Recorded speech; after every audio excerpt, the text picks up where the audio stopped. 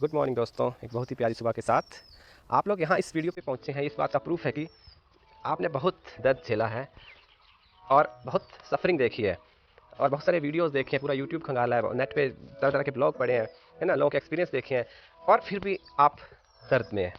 फिर भी आप दर्द में हैं।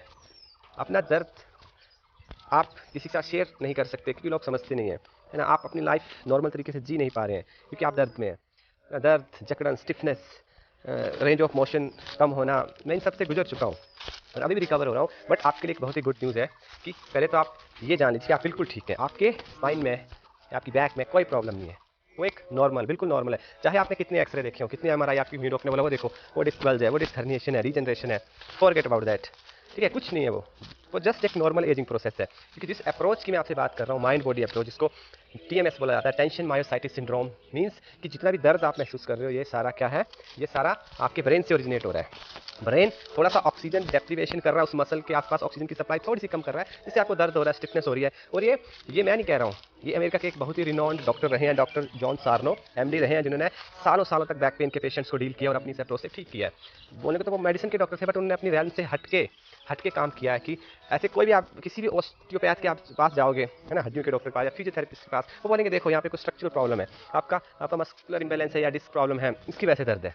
बट नो माय फ्रेंड, उसकी वजह से दर्द आपका बिल्कुल नहीं है। दर्द आपका ब्रेन से ओरिजिनेट हो रहा है क्योंकि जो डिस्क एबनॉर्मेलिटीज है वो बिल्कुल नॉर्मल है। आप ये जो वीडियो सीरीज बनाने जा रहा हूँ इसमें मैं स्टेप बाय स्टेप पूरे टीएमएस को हम स्टडी करेंगे, है ना। मैंने बहुत बहुत रिसर्च करने के बाद उस पेज से पहुंचा था, उस नॉलेज तक पहुंचा था। उनकी एक बुक भी है, healing back pain, doctor John Sarno की।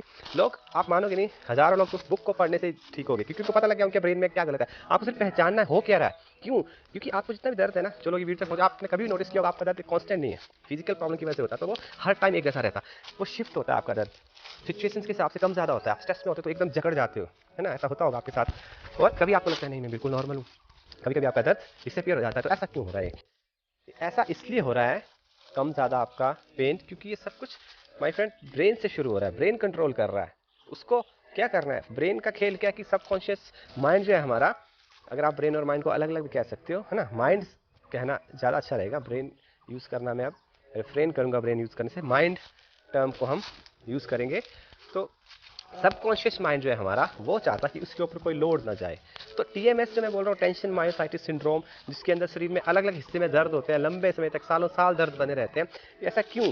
क्योंकि बॉडी तो हील कर लेती है अपने आप को। तो आपकी डिस्क प्रॉब्लम, आपका पेन हील क्यों नहीं हो रहा है ना। बॉडी तो बड़ी ब्रिलियंट मशीन है, नेचर ने इसको ऐसा बनाया। आपकी स्पाइन बहुत स्ट्रॉन्ग एंड फ्लेक्सिबल है, तो ऐसा क्यों कि आप झुक नहीं पा रहे हो, आप हल्का सा वेट नहीं उठा पा रहे हो। ऐसा तो बिल्कुल, पावर लिफ्टर्स होते हैं असली में डिस्क हर्निएशन उनके होते हैं, वो उसके बाद डबल रिकवरी के बाद डबल वेट उठाना शुरू कर देते हैं। तो आपकी डिस्क प्रॉब्लम सालों सालों से क्यों नहीं ठीक हो रही, जबकि आप इतना रेस्ट कर चुके हो, सब कुछ मेडिकेशन ले चुके हो। ऐसा इसीलिए कि ब्रेन ने उस पेन को लर्न कर लिया है ना। एक पाथवे बनता है, न्यूरल पाथवे जिसको बोलते हैं। आप किसी रास्ते पे चल रहे हो, आपके ब्रेन में उस रास्ते का मैप याद है, बट माइंड क्या करता है, आपको कभी दर्द हुआ तो उसने उस लर्न कर लिया पाथवे को। न्यूरल पाथवे होते हैं जो नर्व्स की हेल्प से सिग्नल जाता है ब्रेन को कि दर्द है, तो उसने उसको स्टोर कर लिया है। अब आपको दर्द है नहीं, आप टेंशन में, आप स्ट्रेस में, आप किसी चीज़ से डील नहीं करना चाहते हो, कोई चीज़ है जो जिससे आप इनसिक्योर हो, फियरफुल हो, तो brain, sorry mind, subconscious mind क्या करता है, उसको उस सब सिचुएशन से डील ना करना पड़े तो वो आपको पेन दे देता है, वो एक्टिवेट कर देता है न्यूरल पाथवेज को, जिससे आपको दर्द होता है, ताकि आपका अटेंशन सारा दर्द पे फोकस हो जाए। आपको जो टेंशन है, जो स्ट्रेस है, जिस चीज़ से आपको डर है या जिस चीज़ के बारे में आप डील नहीं करना चाहते, चाहे वो चाइल्डहुड ट्रॉमा हो, कोई छुपे हुए इमोशंस हो, एंगर हो, रिप्रेस किया जिसको आपने दबा के रखा है बचपन से या कभी भी, वो सब इकट्ठा हो चुका है, जिसको रेज बोला जाता है। सारी रेज आपके माइंड में इकट्ठी हो रखी है सबकॉन्शियस में। तो आपका माइंड उससे डील नहीं करना चाहता, उसके लिए आपको वो पेन क्रिएट करके देता है। तो इस सब को हम समझेंगे स्टेप बाय स्टेप। पर सबसे पहले मैं आपको बोल दूं कि फॉरगेट अबाउट योर इमेजिंग, जो भी एक्सरे एमआरआईज आपको दिए गए हैं, क्योंकि डॉक्टर जॉन सार्नो ने जब ये स्टडी किया तो एक रिसर्च में पब्लिश हुआ कि अगर आप कहीं भी किसी शहर में चले जाओ, अपने शहर में चले जाओ, वहाँ आप 100 लोगों को उठा लो, बिल्कुल हेल्थी दिखने वाले, बिल्कुल हेल्थी इंडिविजुअल, 100 मैं कह रहा हूँ, तो उसमें से मोर देन 70 की अगर एमआरआईज की जाए तो उनको डिस्क प्रॉब्लम निकलेंगी। चाहे वो हर्निएशन हो, बल्जिंग हो, चाहे आप डीजनरेशन बोलो, स्पेस कम हो गया है, बट वो बिल्कुल नॉर्मल है, उनको कोई पेन नहीं है, कोई दर्द नहीं है, क्योंकि ये स्पाइन की एक नॉर्मल एजिंग प्रोसेस का पार्ट है। बड़े बड़े डॉक्टर आजकल ये कहते हैं कि आप 20 साल के, हो सकता है कि 50 साल का कोई इंडिविजुअल है, उसकी डिस्क स्पेस ज़्यादा हो और 20 साल के लड़के का कम हो, क्योंकि हमारी बॉडी क्या कंडीशन कर लेते हैं अपने आप को। जैसा आप काम कर रहे हैं, जैसा आपका लाइफ चला, अपने आप को ढाल लेते हैं उस तरह से। डिस्क स्पेस कम हो गया, इसका मतलब ये नहीं कि कहते हैं कि नर्व को जाने का स्पेस नहीं बचा है। क्यों नहीं बचा है? उसमें ऑलरेडी 3 से 4 गुना गैप होता है नर्व्स के लिए। तो कम भी हो गया तब भी डबल से ज़्यादा स्पेस बचा होता है नर्व्स को जाने के लिए। तो उससे कभी आपका पेन होता ही नहीं है। जो रीज़न है वो है ही नहीं, रीज़न कुछ और है जो मैंने आपको बताया, आपका ब्रेन। ठीक है, तो सबसे पहले तो आपको ये जानना है कि आपकी बैक बिल्कुल नॉर्मल है ना। आपको फिजिकल एक्टिविटी से डरना नहीं, आपको रिज्यूम करनी है अपनी एक्टिविटी जितना जल्दी से जल्दी हो सके। आपको अपने ब्रेन को धीरे धीरे कंडीशन करना है। आपकी पेन एकदम से गायब नहीं हो जाएगी। ये इतने सालों का सारा ब्रेन ने पैटर्न लर्न किया है, जो आपके सबकॉन्शियस माइंड की वजह से सब हो रहा है। तो उस पैटर्न को भुलाने में, अनलर्न करने में थोड़ा टाइम लगता है। बट उसके लिए आपको डेली अफर्मेशन करने हैं, डेली उसको आपको टीच करना है अपने माइंड को कि आई एम नॉर्मल, है ना। धीरे धीरे आपका पेन इवेपोरेट होना शुरू हो जाएगा। मैं भी कई सालों से नेक पेन से स्ट्रगल कर रहा था।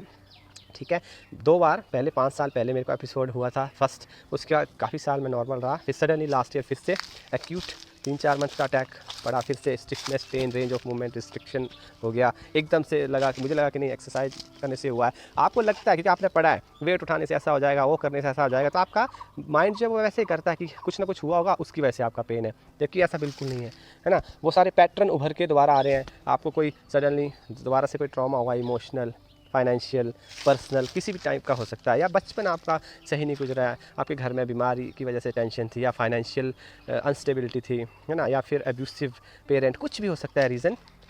आप बहुत ज़्यादा इंट्रोवर्ट, बहुत ज़्यादा सेंसिटिव पर्सन हो, है ना, ओवर थिंकर हो, उन सबको ये सिम्टम ज़्यादा आते हैं। तो अगर मैं थोड़ी सी भी आपकी हेल्प कर सकूं इस सिचुएशन से उभरने में, तो मेरे लिए एक बहुत ही सौभाग्य की बात होगी। तो मैं ये वीडियो सीरीज़ में धीरे धीरे पार्ट वाइज आपको टीच करने की कोशिश करूँगा कि ये सब हो क्या रहा है आखिरकार। तो नेक्स्ट वीडियो में आपसे मैं मिलता हूँ, तब तक के लिए टेक केयर।